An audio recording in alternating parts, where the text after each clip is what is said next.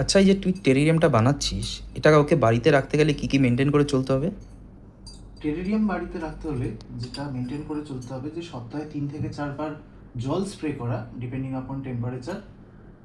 টেরেরিয়ামকে indirect লাইটের পাশে রাখতে হবে। এছাড়া টেরেরিয়ামের যে লিডটা রয়েছে সেটাকে খুলতে হবে মাঝে মধ্যে।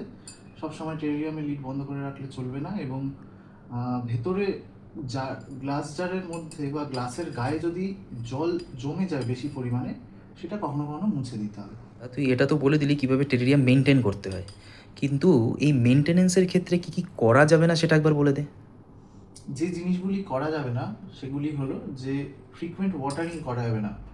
টেরেরিয়ামকে কখনোই ডাইরেক্ট সানলাইটে আমরা রাখবো না। টেরেরিয়ামের ভেতরে গাছপালাকে বারবার ছোঁয়া যাবে না। আর টেরেরিয়ামের যে জার বা কন্টেনারটা রয়েছে সেটাকে আমরা শেক করব না। শেক করলে তার ভেতরে গাছপালার অ্যারেঞ্জমেন্ট নষ্ট হতে পারে। এছাড়া যে জিনিসটা আমাদের খেয়াল রাখতে হবে, টেরেরিয়াম যেহেতু কাঁচের তৈরি, যখনই আমরা এটাকে এক জায়গা থেকে অন্য জায়গায় ট্রান্সফার করব বা শিফট করব, টেরেরিয়ামটা যেন নিচ থেকে ধরা হয়। এবং টেরেরিয়ামটার আশেপাশে আমাদেরকে লক্ষ্য রাখতে হবে এমন জায়গায় এটাকে রাখা দরকার যাতে হিউজ টেম্পারেচার শিফট না হয়, প্রচণ্ড গরম প্রচণ্ড ঠান্ডা এরকম জায়গায় যাতে এটাকে রাখা না হয়। বাড়িতে বাচ্চা কাচ্চা বা কোনো পোষ্য থাকলে তাদের নাগালের বাইরে টেরেরিয়ামটাকে রাখতে হবে। তো কথা বলতে বলতে আমার টেরেরিয়ামটা রেডি হয়ে গেল।